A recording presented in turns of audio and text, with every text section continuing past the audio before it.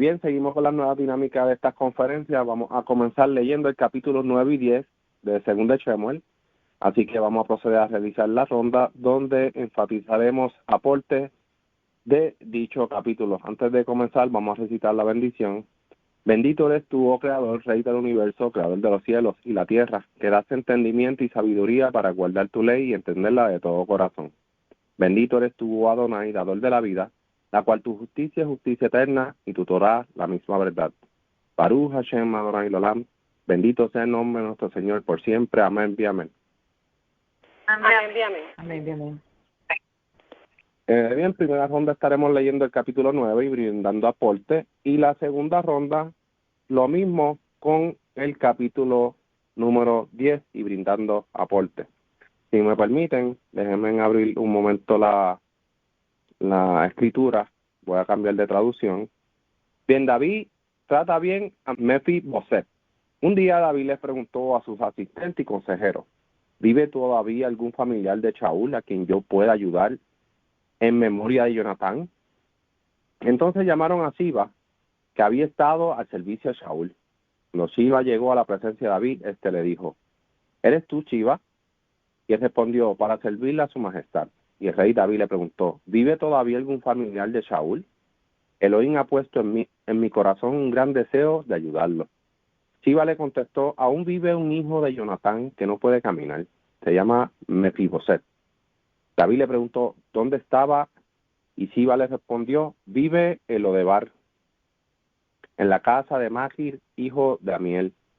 El rey mandó a traer a Mefiboset, y cuando Mefiboset llegó al palacio, se inclinó delante de David en señal de respeto. Entonces David exclamó: Mefiboset, para servir su majestad. Él respondió. David le dijo: no tengas miedo. En memoria de tu padre Jonatán, voy a cuidar de ti. Voy a devolverte todas las tierras de tu abuelo Saúl, y de ahora en adelante comerás en mi mesa. Mefiboset volvió a inclinarse delante de David y dijo: ¿a qué se debe que su majestad me trata así? Un perro muerto y yo somos la misma cosa. Entonces el rey llamó a Siba y le dijo: todo lo que antes fue de Saúl y de su familia voy a dárselo a Mefiboset. Quiero que tú y tus hijos y sirvientes trabajen la tierra de Mefiboset y le den todo lo que cosechen, para que nunca le falte comida, aunque de todos modos él siempre comerá en mi mesa. Como Siba tenía 15 hijos y 20 sirvientes, le dijo al rey: yo estoy para servir a su majestad, así que haré todo lo que usted ordene. Y desde en ese momento Siba y todos sus familiares quedaron al servicio de Mefiboset y de su hijo Micaía. Como Mefiboset no podía caminar, se quedó a vivir en Jerusalén y siempre comía en la mesa de David como uno más de sus hijos. Bien, David busca ver quién ha quedado de la casa de Saúl, a quien él le haga misericordia por amor a Jonatán, y se da cuenta que queda un hijo de Jonatán. Todos sabemos quién fue Jonatán. Pues para sorpresa de muchos y entendimiento, tuvo un hijo y fue mandado a buscar por David. David le promete misericordia al hijo de Jonatán y estar bien todos los días de su vida. O sea, le prometió como que iba a estar todos los días de su vida comiendo de la mesa del rey. Este hijo no era tampoco un cualquiera, o sea, tenía personas a su servicio. Además se dice que Mefiboset tenía un hijo pequeño llamado Mijá. Así que este hijo de Jonatán, Mefiboset, no era un niño, sino un adulto. Muchas veces cuando buscamos hijos, el hijo de aquel y el hijo del otro, pues pensamos que son pues personas pequeñas. Se dice que fue llamado para que comiera delante de David, el rey de Israel, perpetuamente. Así que David llama para hacer misericordia a la casa de Saúl por amor a Jonatán. Mefiboset fue quien se quedó lisado de los pies cuando Saúl fue vencido en su última batalla contra los filisteos. Así que el relato de que cuando la mujer lo coge y corre y se tropieza y cae, pues esa es la historia que se había contado anteriormente. Bastante triste, ¿no? Se meten los filisteos a estas tierras de Israel. Este hijo de Jonatán se declara como alguien que no tiene valor. Le dice a David: ¿quién es tu siervo para que mires a un perro muerto como yo? O sea, como que despreciándose él mismo, como que no tiene, como que no era alguien importante. Vemos la humildad, ¿verdad? Bueno, la humildad no se trata de valorarte, sino de del grado de respeto que tú des a los demás, no alardearte de lo que tiene, así que él teniendo gente que trabajara para él nunca se alardeó de nada, así que es bastante, ¿verdad?, interesante cómo vemos la humildad de este hijo de Jonathan. Podemos saber lo duro que es para alguien que haya perdido casi todo, ¿no? Es por eso que en sus palabras muestra esta descripción: mires a un perro muerto como yo. Este nieto de Saúl, a quien David hace gran misericordia en tenerlo bien todos los días de su vida, terminó viviendo en Jerusalén, ya que comía regularmente en la mesa del rey.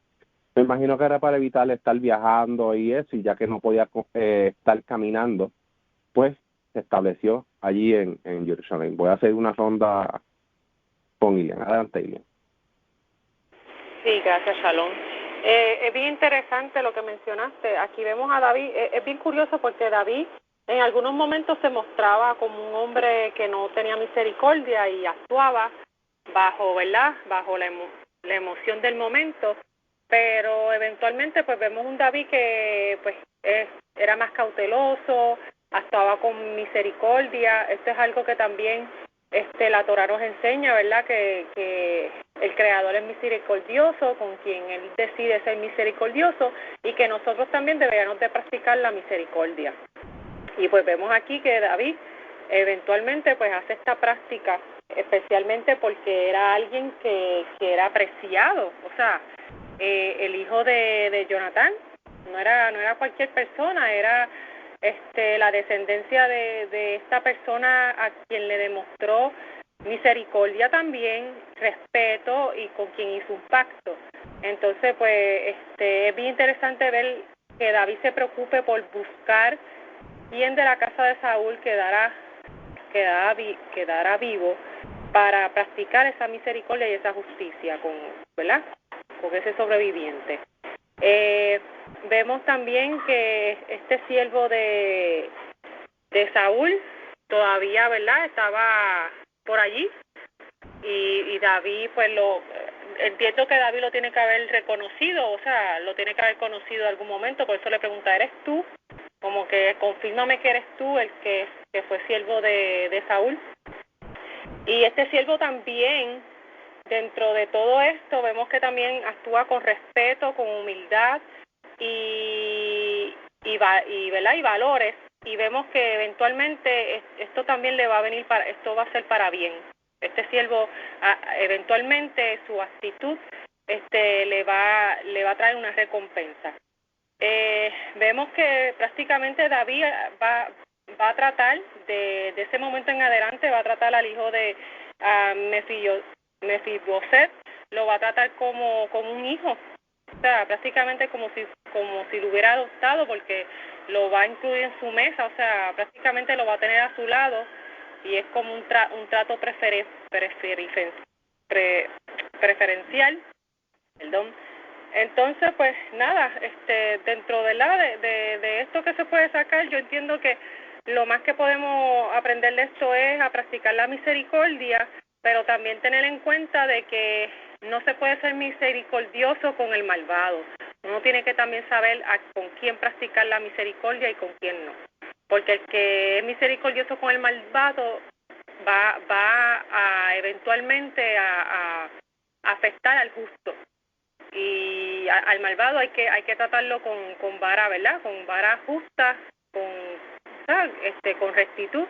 Y a la persona que uno ve que hace el bien y que ¿verdad?, que se ve que una persona de bien, pues a ese hay que tratarlo con misericordia. O la persona también que esté pasando por algún sufrimiento o alguna situación difícil, pues hay que ser misericordioso con esa persona, porque uno pues tiene que ponerse los zapatos de esa persona y entender la situación por la que está pasando, y ¿verdad? Y de eso se trata la misericordia, de respeto y de ponerse en el lugar del otro. Nada, eso es lo que quería añadir. Gracias. Gracias, Ilian, gracias por el aporte. Vamos a ver en el próximo capítulo cómo no digo que David hizo mal, porque David es una persona justa, pero tratando de hacer algo noble, bondadoso y bueno, vemos que provoca una acción desagradable. Eso lo vamos a leer en el próximo capítulo. Vamos a ir con la ronda con Minerva. Adelante, Minerva. Sí, esto que acabas de decir era como el contraste que yo ya también traía, porque Ilian estaba hablando sobre la misericordia de David. Entonces, en el otro capítulo vemos que él, actuando también misericordiosamente, cómo les costó más o menos una acción no tan buena. Entonces, ahí entiendo yo que para él fue una enseñanza de más o menos discernir en el momento que iba a utilizar esa sabiduría y la misericordia. Pues aquí en el capítulo 9 específicamente, David sigue haciendo justicia a la casa de Saúl y sigue preguntando si acaso había todavía alguno que hubiese quedado de la casa de Saúl para que yo haga con él la misericordia por causa de Jonatán, porque ya él había hecho ese pacto con Jonatán. Entonces aparece aquí Mefiboshet, que supuestamente era el hijo de Jonatán, lisiado de los pies. ¿Por qué se recalca el lisiado de los pies? La Torá, la Tanakh pudo haber dicho, el libro pudo haber dicho, bueno, un muchacho que llamaba el nombre solamente y no mencionar lo que tenía en sus pies, que estaba lisiado, ¿no? Pues aquí yo entiendo que hay una enseñanza. Cuando la Torá nos dice aquí, la Tanakh nos dice lisiado de los pies, nos está tratando de llevar a una enseñanza quizás metafórica. Cuando hablamos de pies, estamos pensando en reinado, en pisar, en fundamento. 2 pies que representa 2 reinados, digo yo, 2 casas. Y esto más o menos es lo que entiendo yo metafóricamente. Desde lo que quedó de la casa de Saúl, quedó ese reinado, ese reino de Israel quebrado, dividido, lisiado. Sin embargo, David lo envía para restaurarlo y para darle lo que se merecía en base a su misericordia. Entonces vemos que David en ese momento representa la misericordia divina para con Israel. Entonces cuando él manda a buscar a Mefiboshet, le dice, tú no, y entonces el mismo Mefiboshet le dice, soy yo siervo tuyo, o este perro, para que tú lo recibas, y se posterna delante de David, y con todo y con eso pues David lo recibe como siervo y lo manda a comer a la mesa y todo. Entonces entiendo yo que metafóricamente él está actuando con una misericordia divina hacia Israel, hacia este reino que se quedó dividido, representando en los pies lisiados de lo que había dejado Saúl. Ahora David viene a restaurar eso a través de esta misericordia. Pues nada, eso es lo que quería aportar. Gracias. Gracias, Minerva. Gracias por ese aporte. Es bastante interesante porque vemos que David y Jonatán hicieron una alianza con eso que acabas de mencionar. Y sería bueno traerlo a la mesa porque eso está en 1 Samuel, si no me equivoco, capítulo 18. Dice el 18:3, e hicieron alianza Jonatán y David porque él la amaba como a su propia alma. Pero vemos que más adelante, vemos que ellos hablan de que David se acordara de la casa de su padre. O sea, me imagino que o de la simiente de Jonatán, me imagino que lo hizo, y David fue una persona que amó, sí, a Jonatán como a su propio hermano, ¿me entiendes? Como alguien bien puro, una lealtad bien pura, porque en los sucesos que pasaban, entre ellos se ayudaban, y no había como que esa maldad o ese celo, o esa envidia, de mal, sino todo era para bien. Pues sabemos que Jonatán murió lamentablemente con su papá, allí en aquella batalla con los filisteos. Me imagino que por eso también David decide levantar, como que por amor a Jonatán, por esa promesa que había hecho. Por eso es que lo traigo, que para mí es bien interesante poderlo traer en esta dinámica de esta conferencia. Voy a seguir con la ronda con Jonabé. Adelante, Jonabé. Shalom, gracias. Hay un dicho que dice, si quieres conocer la integridad de un hombre, dale poder. Y pues esta lectura demuestra una vez más la calidad, integridad del rey David, ¿verdad?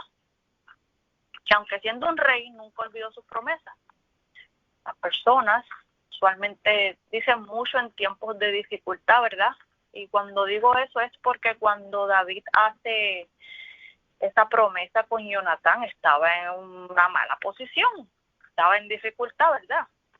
Pero cuando están bien y en lo alto, pues desechan la integridad y el valor de la palabra. Entonces, esa calidad de él es algo que uno tiene que reflexionar en eso, ¿verdad? Para aplicarlo en nuestro diario vivir. Y lo otro también es que él había hecho otra promesa a la descendencia de Shaul. Y así como mandó a buscar a Mijal, ¿verdad? Se cercioró de que no quedara alguien más. Y bueno, para su sorpresa, quedó el hijo de su mejor amigo Jonatán, ¿verdad? En nombre de esa amistad tan fuerte que tuvieron, le hace el bien y lo trae a su mesa. Y vamos, que estar a la mesa del rey, esa posición no era para cualquiera, eso era de gran honor, ¿verdad? Y una pequeña reflexión cuando a veces es que a veces nosotros los seres humanos nos sentimos muy pocos, ¿verdad? Dignos para tener una relación con el Creador. Pero el Creador siempre hace misericordia con nosotros y nos quiere cerca, ¿verdad? Cuando buscamos hacer el bien, ya que el Creador conoce los corazones y sus mismas intenciones. Y nada, eso quería añadir. Gracias, Jonabé, gracias por esas palabras, gracias por ese aporte. Definitivamente estamos viviendo unos tiempos donde, claro, todos estando en el exilio, donde nos vemos contaminados con muchas cosas, tanto como de muertos, y un sinnúmero de cosas más, con ídolos, con estos vales de las naciones, con las festividades y un montón de cosas. Pero también debemos de reflexionar que el Creador también está dentro de todo eso. El Creador es quien nos responde, quien nos ayuda, quien nos hace reflexionar, quien nos toma en los momentos difíciles también y nos pone a ver según nuestro corazón el camino que tenemos que pues seguir, que es el camino de la justicia. Y yo creo que estas son reflexiones que debemos de tomar para no olvidarnos, porque muchas veces leemos aquí y nos pensamos que en esos tiempos, cómo eran esos tiempos, pero también en estos tiempos se puede ver la misericordia del Creador con las personas que son justas, las personas que le sirven de verdad al Creador y buscan amar su nombre con todo su corazón, y eso no está fuera del alcance de nadie, al contrario, está al alcance de todo quien abrace, conocer y seguir lo que el Creador estipuló para su pueblo Israel. Y lo que estipuló para su pueblo Israel es lo que se supone que todo el mundo haga, ¿no?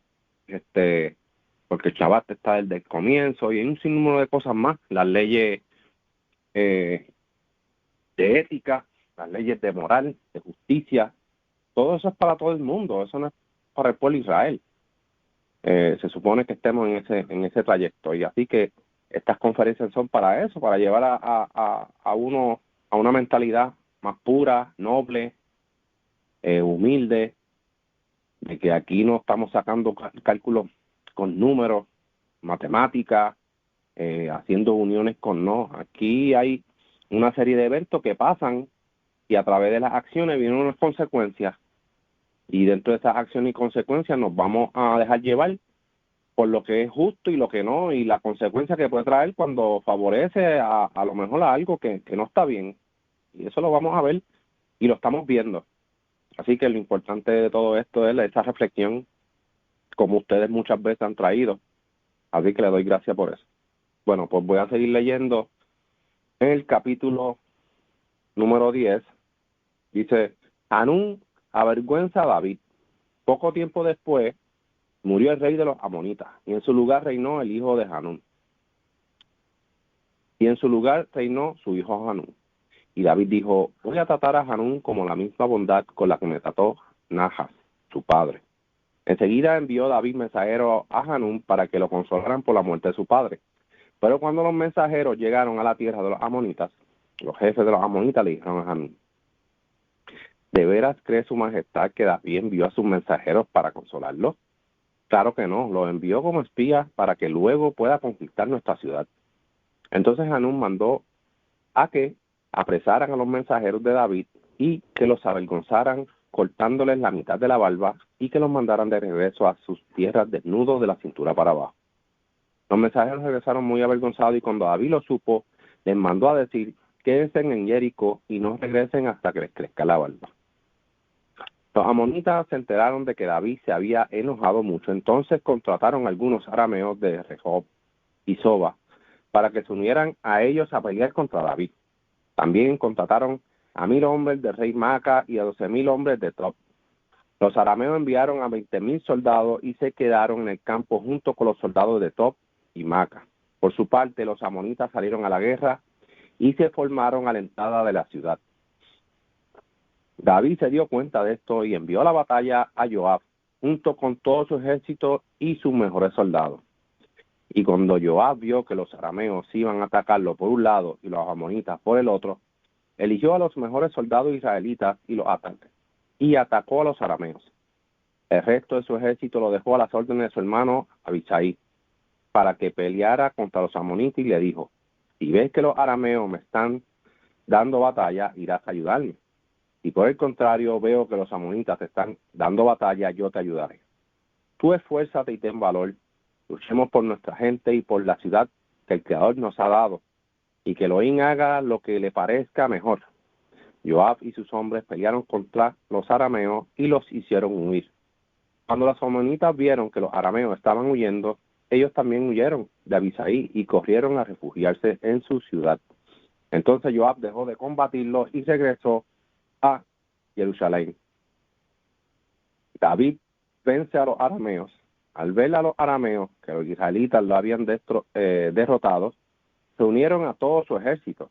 Hadad-Ezer mandó a llamar a los arameos que estaban del otro lado del Éufrates, y ellos vinieron a Helam.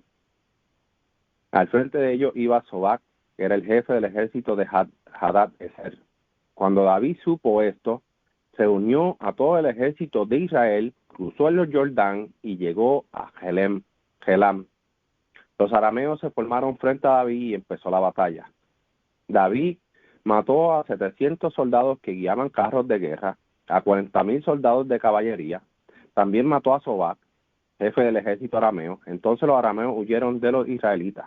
Cuando todos los reyes que estaban bajo el poder de Hadad-Ezer vieron que David lo había derrotado, hicieron la paz con Israel y quedaron al servicio de David. Los arameos, por su parte, no volvieron a ayudar más a los hijos de Amón, a los amonitas. Vemos que el acto de David al ver que muere el rey de Amón, los amonitas, fue una acción de bondad y condolencia, pero los oficiales de su hijo Hanún le llenaron los pensamientos de rebeldía a su hijo, el sucesor rey de Amón. Así que le corta sus barbas y de sus vestidos y los despacha. Sabemos que Nahash es mencionado en 1 Shemuel al comienzo del capítulo 11, y fue quien sitió a Yabesh Gilad, y fue quien habló de hacer la alianza con ellos con tal de que se sacaran el ojo derecho. No sé si se acuerdan de eso. David, luego de que los de Yabesh Gilad dan una sepultura digna a Shaul, se buscaron la cabeza, David los reconforta y los bendice por el acto que estos hicieron. Entonces, hizo bien David en enviar mensajeros para enviar condolencia a este rey de Amón. Pues está a discreción de ustedes poder decir si lo que hizo David está bien o lo hizo mal. Pero el Creador es con David, así que David hizo algo genuinamente, y la consecuencia de ese acto genuino de su corazón, haber hecho esto, mire lo que desató: una guerra. Puede que Nahash no le haya dado problemas a David mientras David estuvo en el reinado hasta este día, pero debemos de recordar que sí dio problemas cuando Shaul era el rey eso sí, dio problema en eso, pero después de ahí no se menciona más nada de que dio problema a los hijos de Israel. Así que yo lo veo como que, mira, pues no dio problema, no se apareció, o sea, no se unió con alguien para hacer fuerza con Israel. Esto que hace Hanún crea un acto de rebeldía y traición, ya que sabe que no había como un acuerdo de paz con los amonitas. Vemos que el recorte de las barbas era como algo vergonzoso, o sea, esto nos dice que la mayoría de los hombres se dejaban sus barbas. No porque la Torá lo diga, sino porque era una costumbre del hombre dejarse la barba. Y estos estaban tan avergonzados que no querían ir donde David. Así que David tomó esta acción del nuevo rey Damón como una advertencia. Más adelante vemos como este rey Damón, Hanún, comienza a reclutar y prepararse para atacar a David, ya que estos se dieron cuenta de que había incurrido en la ira de David. Así que David, al enterarse de lo que esta gente está haciendo, pues se prepara para ponerlo en su lugar. Los amonitas salen en posición de batalla, o sea, en escuadrones. David cuenta con Joab y el ejército elite para hacerle frente a estos. Joab y su hermano Abishai se dividen para atacar uno por un lado y el otro por otro, así que estos huyen delante de Joab. Y los que estaban en el lado de Abishai también huyeron al ver que estos huyeron. Así que no se formó nada grande y Joab y el ejército vuelven a su lugar. Así que Joab detuvo el ataque en aquel momento. O sea, cuando se dice que detuvo el ataque fue que no lo siguió. Dios, está bien, no los voy a seguir. Vuelve los arameos o los sirios y se reagrupan nuevamente y se le forma a David a volverse a regrupar. Se agrupan fuerza para atacar. Así que David salió con todo Israel y los derrotó. El comandante sirio o aramita, Hadaser, murió allí mismo en aquella batalla. Se dice que luego de aquel estrago que hizo David, los aramitas o los sirios tuvieron miedo de volver a ayudar a los hijos de Amón. O sea, como que ya no vamos a ayudar a nadie, ni menos a esta gente. Mira lo que nos pasó. Estos también se sometieron a los hijos de Israel y llegaron a ser siervos de Israel. Vemos como todo se va sometiendo a Israel y Israel somete a estos pueblos. Y eso no significa que iban a ser como que siervos maltratados, porque sabemos que la Torá eso lo prohíbe, sino que iban a ser como tributarios. Iban a estar ayudando, iban a estar dando un tributo al rey y un sinnúmero de cosas, ¿me entiende? Para el pueblo de Israel. Así que no iban a ser maltratados, porque hay gente que lee aquí, hay unas tradiciones que dice que lo iban a poner como esclavos. Entonces, pues el pensamiento de esclavo, pues uno tiende a decir, mira cómo los tenían en Egipto, o sea, van a hacer lo mismo, pero eso está en contra de la Torá, así que es todo lo contrario. Vamos a ir con la ronda con Ilian. Adelante, Ilian. Sí, como bien tú dices, como mencionaste, este rey amonita, para el tiempo de Saúl, él se levantó contra los del territorio o sea, los hombres de Jabes, del territorio de Gilad, y sabemos cómo, ¿verdad?, cómo les fue contra Saúl. El Creador le dio la victoria a Saúl en ese momento, porque pues en ese momento pues Saúl todavía estaba, ¿verdad?, no se había corrompido su corazón. Y vemos que también estas personas fueron también las que sacaron el cuerpo de Saúl y de sus hijos y lo sepultaron. Así que este rey Nahas estuvo en contra de los hombres de Jabes, y pues se puede entender como que cómo es posible que al él haber muerto, David tenga misericordia de lo sucedido y envíe hombres para enviar un pésame y eso, cuando en un pasado este rey se levantó injustamente contra los habitantes de Jabes, que era parte del territorio de Israel. Y me acuerdo que creo que el trato era que se sacaran un ojo para que entonces no los exterminara o algo así. Pero pues, como bien tú dices, se puede entender que eventualmente este rey, cuando David toma el reinado, pues entonces este rey no se levanta en contra de David, y es por eso entonces que David entiende que al este rey haber actuado de esa manera misericordiosa con David, pues David quería devolver ese favor. Vemos que los mensajeros, algo que es bien curioso de lo que le hicieron a los mensajeros es sobre lo de la barba. Es bien interesante que para aquellos tiempos la barba era un simbolismo de masculinidad. Y no se trata de que porque no tengas barba no eres menos masculino o más masculino si la tienes, porque si eres una persona que no te crece vello facial, pues si eres un hombre que no te crece vello facial, pues o sea, tú no tienes la culpa de eso, no por eso vas a ser menos hombre. Pero vemos que pues para esa época lo que era el vello facial era algo como que bien importante, al igual que la vestimenta. Vemos que el hecho de andar semidesnudo era algo de vergüenza, vergonzoso, y que los ponía en una posición vulnerable.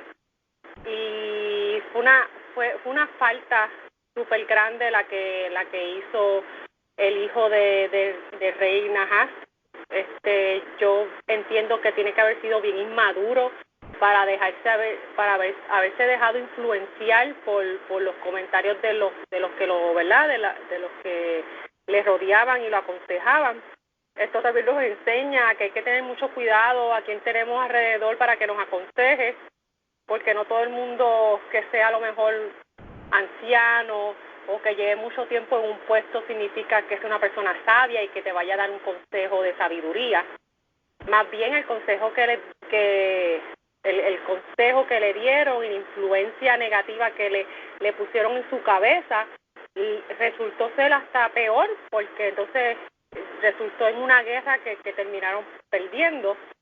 Entonces también aquí hay algo que hoy en día vemos mucho, que es lo de la influencia, los influencers, muchas personas que vemos que tienen muchos seguidores, influyen en la sociedad, en los pensamientos de la mayoría, en las actitudes de la mayoría, y uno tiene que tener mucho cuidado de a quién escuchamos y quién permitimos que sean influyentes en nuestro, ¿verdad?, en nuestra vida, en nuestro pensar, en nuestras opiniones y eso. Uno siempre tiene que dejarse influenciar más bien por la Torá, por lo que ahí estipula, por las cosas del Creador, pero no por las cosas ¿verdad?, de afuera de la sociedad.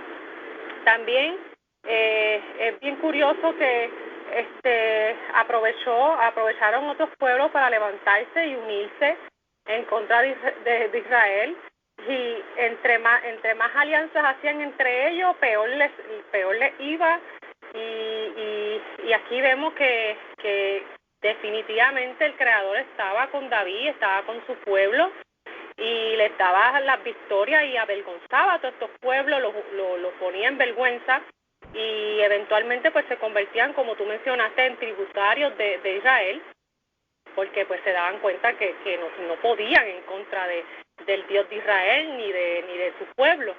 Entonces vemos también que esto no se trata de que Israel los iba a humillar, a pisotear, etcétera, porque el Creador bien claro dice: ustedes recuerden que ustedes fueron esclavos en Egipto.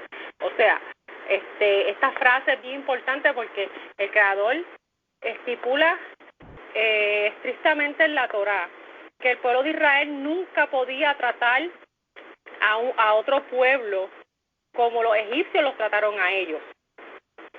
Y esto es algo que es bien sorprendente, ¿verdad? Porque uno nunca puede olvidarse de dónde uno salió.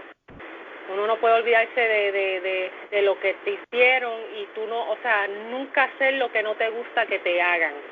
Y es también otra enseñanza que se puede sacar de esta lectura. Y nada, eso es lo que quería mencionar sobre la lectura. Gracias. Gracias, Ilian, gracias por ese aporte. Y mencionaste algo de los influencers, y sí, eso es algo bien importante, que claro, que uno debería de tomarlo en consideración, porque de quienes tenemos que dejarnos influenciar es obviamente por la Torah y por nosotros mismos saber, no por otras personas. o imitar la conducta de otras personas. Y de eso se trata, de ser un pueblo consagrado, un pueblo diferente. Y eso se ve en los trabajos. Tú puedes ser una persona justa, una persona que ayuda, pero tal vez en el momento de que tú necesites una ayuda, va a venir otro así cizaña a decir, pero ¿qué se cree este? Mira lo que hace, o mira lo que dice, no lo ayude. Y esa persona depende no solamente de lo que esa persona está diciendo o influenciándose por esa persona. Si esa persona otra dice, no, él me ha ayudado también, ¿por qué yo tengo que ser así con él? Y eso pasa alrededor de nosotros, en los trabajos, en el diario vivir, y es bien triste porque mucha gente se deja llevar por lo que ve, sí, como mencionaste, en los TikTok, en las redes, en Instagram, eso está en su mayor apogeo ahora mismo, y los retos, pero nosotros podemos ver, pero ¿sabes qué? Eso se queda, eso murió ahí, cuando dejamos de verlo murió. Y debemos de aprender la conducta de personas justas, de personas que siguen los caminos del Creador. Yo creo que eso es una importancia bastante rotunda en el trayecto de nuestra vida. Vamos a ir con la ronda con Minerva. Adelante, Minerva. Sí, bueno, aquí en el capítulo 10 vemos otra vez David tratando de siendo congruente en su misericordia, siguiendo su línea de consolar. Aquí muere el rey de los hijos de Amón. Entonces, Amón había hecho cierto vínculo amistoso con David y él entiende, pues, en nombre de ese vínculo, él quiso enviar ciertos hombres para que le hicieran cierta consolación, como era la costumbre, dice, para hacer merced conmigo, como lo hizo también Amón. Entonces manda a David a consolarle a través de sus siervos por la muerte de su padre. Pero aquí Hanún, que es el hijo de Amón, no tenía la misma base, el mismo vínculo con David como lo tenía su padre, su percepción completamente diferente. Entonces se deja influenciar, aquí está la palabra otra vez, influencer, de uno de sus hombres que le dice, ¿tú crees que acaso para dar honra a David, a tu padre, a tus ojos, que ha enviado consoladores? ¿Acaso no es para explorar la ciudad y espiarla y revisarla que envió David a sus siervos a ti? Entonces, eso pues él se dejó influenciar negativamente por esto. Él entendió, bueno, tiene razón, esto no viene a consolarme, lo que viene es a espiar el sitio, a ver cómo van a tomar ventaja de esto. Entonces, aquí pues él lo que hizo fue que les rapó la mitad de las barbas, cortó sus vestimentas hacia arriba y los envió, es como una burla, una afrenta para estos hombres. Entonces, obviamente cuando David escucha, pues David no le va a gustar esto. Entonces, él entendiendo, cuando David le dice a sus hombres, permanezcan en Jericó hasta que crezcan vuestras barbas, entonces retornen. Entiende que la afrenta fue bastante, ¿no?, de estos hombres, que se quedaran en Jericó, que no regresaran a Jerusalén. Pues cuando ellos sintieron, pues mira, esto no le va a gustar a David, ¿qué hicieron ellos entonces? Ellos comenzaron a tomar soldados de otras naciones, de otros pueblos, que eso se llama soldados mercenarios, porque dice, tomaron a sueldo a Aram Bet-Rehob, a Aram Sobá, 20,000 hombres de a pie, y el rey de Maha 1,000 hombres, y de Istop 12,000 hombres. Entonces, cuando obviamente David escucha esto, envía a Joab con todo su ejército. Ya sabemos que Joab era un hombre excelentísimo de la casa de David, que Joab fue el que mató a Abner. Entonces, cuando él envía a Joab con todo el ejército de los valientes, eso tenía un renombre increíble. Entonces, cuando salieron los hijos de Amón, se pusieron, dice que frente al portón, entonces estaban casi rodearon casi la ciudad de David. Entonces Joab que vio cuando tenía en contra estas tropas al frente de la batalla, por delante y por detrás, o sea que ellos estaban rodeados. Entonces aquí hay una lección bien importante. Una de las lecciones que yo puedo ver es que, como tú habías dicho, siempre los que no están caminando con el temor del Creador van a maquinar cosas negativas. Pero cuando nosotros caminamos con la influencia de la Torá, con el temor del Creador, que lo hacemos todo con integridad del corazón, porque vemos que David mandó a esos hombres con su integridad del corazón, tenía un objetivo y un propósito. Pues entonces, yo digo que el Eterno está por delante de ellos. No importa que si te rodeen por delante, por detrás, Él está en esa batalla, porque ha obrado en integridad. Entonces dice que Él eligió de todos los elegidos de Israel y se puso en orden de batalla al encuentro de Aram. Entonces dice que a todos los entregó. Dice que también estuvo Abishai, su hermano, el hermano de Joab, también, que era algo serio. Decir estos dos nombres allí en este ejército era algo serio. Entonces le dice: esfuérzate y esforcémonos por nuestro pueblo y por las ciudades del Elohim nuestro, y el Eterno hará lo mejor a sus ojos. Entonces, aquí pues se ocurre la batalla, uno de ellos huyen, estos mercenarios huyen, uno de ellos mueren. Dice que de estos 600 carros y 40,000 jinetes, y de Shohab, jefe de su ejército, hirió y murió allí. Pero entonces todos los demás reyes que vieron, que eran siervos de Hadarezer, que fueron batidos delante de Israel, hicieron la paz con Israel y le sirvieron. O sea, que hay una palabra en inglés que dice backfire. Esto le backfire al hijo de Amón, no le sirvió, porque entonces ahora lo que hizo es que estos reyes pues le van a servir a Israel. Y tuvieron miedo los de Aram de salvar nuevamente a los hijos de Amón. O sea, otra vez David establece su nombre, establece su reino, para que las naciones entiendan que el Dios de Israel está con David. Y esto es una gran enseñanza. En la medida que tú obras con integridad de corazón, siempre va a haber una batalla, siempre va a haber los que te van a criticar, siempre van a haber influencias negativas alrededor, como en esta batalla que rodearon. Pero aquí el Eterno te va a dar la sabiduría, como aquí él le dice: esfuérzate y esforcémonos. O sea, también tiene que haber una acción de parte nuestra, que nos vamos a esforzar por hacer el bien, vamos a esforzar por ser, como tú dices la palabra, o es esta palabra influencer, ser Torah influencer, en vez de otra cosa, Torah influencer, o influencer por el camino del bien, por el camino del Eterno. Pues nada, eso es lo que quería aportar. Gracias. Gracias, Minerva, gracias por ese excelente aporte. A mí me da una tristeza enorme, luego más adelante, lo vamos a leer, cómo termina la vida de Joab, siendo él uno de los mejores guerreros de David. Sabemos que David lo maldice por el acto que cometió contra Abner, el asesinato, que después David le dice: ay, Abner, moriste como los locos.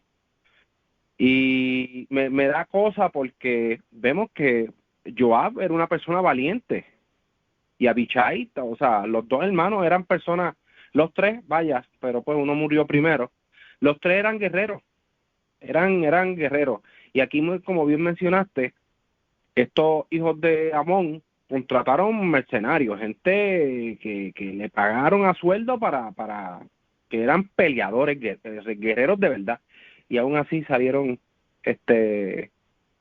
corriendo, huyendo, y David destruyó después, más adelante, un montón de ellos. O sea, que de nada les sirvió a ellos. O sea, esa comparativa que hacemos, podrán ser los mejores del mundo, pero están enfrentándose ante el Creador, y ante el Creador todos estamos como desnudos, somos como bebés, somos como niños, y esa sabiduría de poder entender está sobre todo. Y esta gente, vemos lo ignorante, claro, que nosotros porque conocemos, porque seguimos estudiando, edificándonos y sabemos que el Creador es el Creador de toda la tierra y Él es el de los ejércitos. Tiene todo bajo control. Y esta gente, cuando veo que ejércitos para enfrentarse contra Israel, o sea, ejércitos grandes, más en lo que estamos leyendo, porque sabemos que a David le fue entregado todo y el Creador era con David. Por eso es que Arnel actuó de esa manera. Dijo, espérate, es que el que iba a reedificar a Israel era David. Yo no sé qué yo hago con este aquí. Y decide hacer lo que hace, ¿me entiendes? Vemos que hay una mejoría. Hay una mejoría y un bienestar para el pueblo. Entonces, pues nosotros debemos de pensar en esa manera. Debemos de buscar siempre esta conexión de unirnos para restablecer nuevamente la Torá, porque va a haber un colectivo y nos vamos a beneficiar todos los que están a favor de la justicia, los que están a favor del camino justo y del que tiene el corazón puro de hacer lo que al Creador le agrada. Y esos son los que van a reconstruir a Israel en un futuro, y el Creador va a hacer que eso suceda. Mientras, eso no va a suceder. Vamos a seguir con la ronda con Jonave. Adelante, Jonave. Shalom, gracias. Pues mira, en estas dos lecturas vemos un contraste, ¿verdad?, de dos tipos de actos de benevolencia que tuvo el rey David, ¿verdad? El primero con el hijo de Jonatán, ¿verdad? Un hombre que él mismo se percibía como muy poco para recibir el favor del rey, y el segundo, príncipes que iban a recibir el favor del rey. Entonces tú dices, wow, príncipes se criaron en un ambiente de aprendizaje, ¿verdad?, de bienestar, en un reino, punto. O sea, tú piensas que por esa razón van a ser personas justas o inteligentes o de bien, pero no, eso no tiene nada que ver, y esta lectura lo muestra, porque vemos cómo sale la malicia de ellos, ¿verdad? Cómo sale quiénes son verdaderamente. O sea, ni siquiera mostraron confianza, o sea, con un acto benévolo del rey, ¿verdad? Entonces, si nos ponemos a pensar, nosotros muchas veces queremos obrar con bien con otras personas, que lo que queremos hacer por otro viene de un lugar benigno, ¿verdad? Pero que no todo el tiempo vamos a recibir lo mismo a cambio, ¿verdad? Entonces, la lectura nos demuestra y nos enseña eso, ¿verdad? Siempre tenemos que tener los dos sacos en ese aspecto de que voy a ayudar a esta persona, puede que me pague con el mismo bien que yo le hice, pero también puede que no. Entonces, esto es lo que vemos aquí.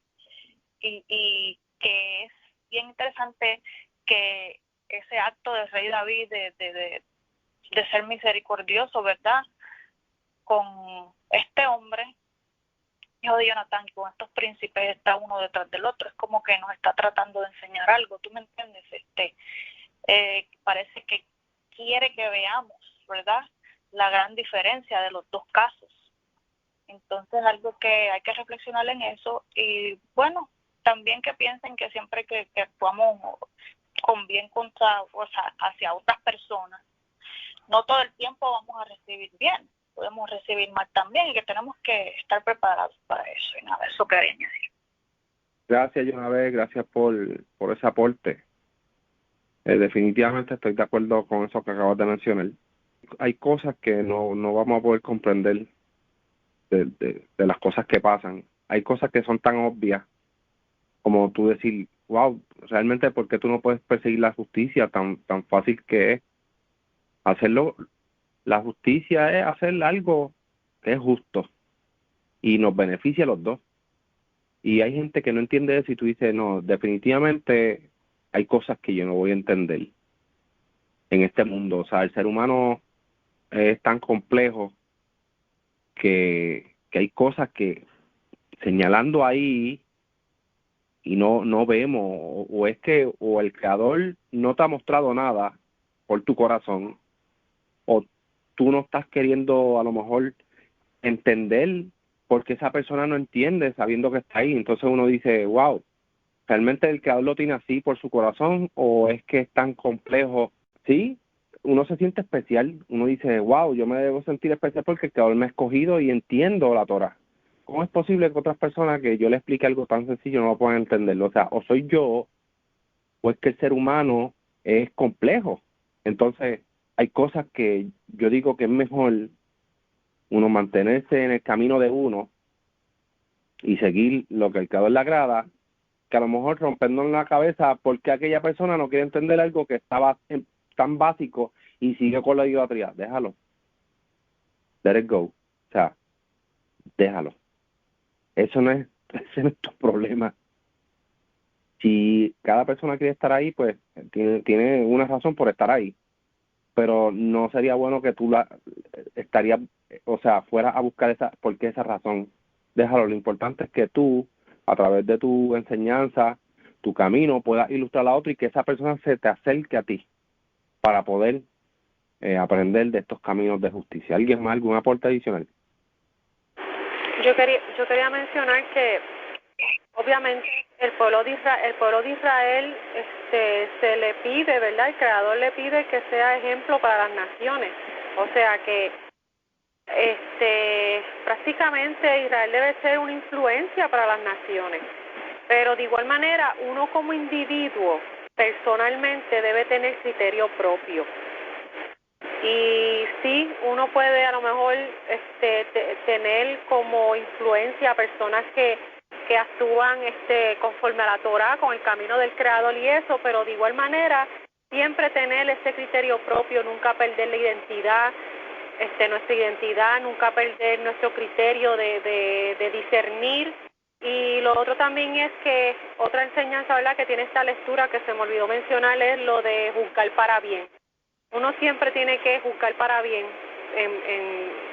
¿verdad? En primera instancia, antes de juzgar para mal, porque mire lo que pasó, este rey juzgó para mal y o sea, sus consejeros le aconsejaron y juzgaron a David y a los mensajeros de David para mal. Y uno, pues, ¿verdad? Sabemos que dentro de la sabiduría del judaísmo y eso, una de las cosas que a veces se habla es de eso, de juzgar para bien. Cuando una persona está haciendo algún comportamiento extraño, uno pensar primero por qué es lo que está causando que esa persona esté teniendo ese comportamiento. Tiene que haber una razón y tener como que, ¿verdad?, esa empatía de poder entenderlo para entonces poder, ¿verdad?, si está en nuestras manos, ayudarlo. Y nada, eso es lo que, ¿verdad?, quería comentar, y especialmente eso, lo del criterio propio, que es algo que es bien importante y que se inculca mucho en el caraísmo. El caraísmo, ¿verdad?, sabemos que tenemos nuestras bases fundamentales de lo que es nuestra fe, y esa base las compartimos con las demás ramas del judaísmo, pero adicional a eso, también se procura de que el individuo busque por sí mismo, indague por sí mismo, tome decisiones por sí mismo y que nunca se deje llevar por la opinión de otra persona. Y nada, eso es lo que quería añadir. Gracias. Gracias, Ilian. Gracias por ese aporte. Esa persona, ese rey Hanún, se pudo haber retractado. A lo mejor pudo haber dicho, ¿sabes qué? Hice mal. Pero no, como tenía ajenjo en su corazón, dijo, yo voy a reclutar a los mejores soldados porque él sabía que David era, o sea, él sabía que David era un hombre poderoso. O sea, lo sabía porque ya eso se sabía por toda la tierra. Él dijo, yo con lo que tengo no lo voy a poder vencer, tengo que reclutar. Y tengo que hacer un ejército de guerreros para poder vencer a este. Les deseo a todos, chao a todos. Chao a todos. Chao a todos.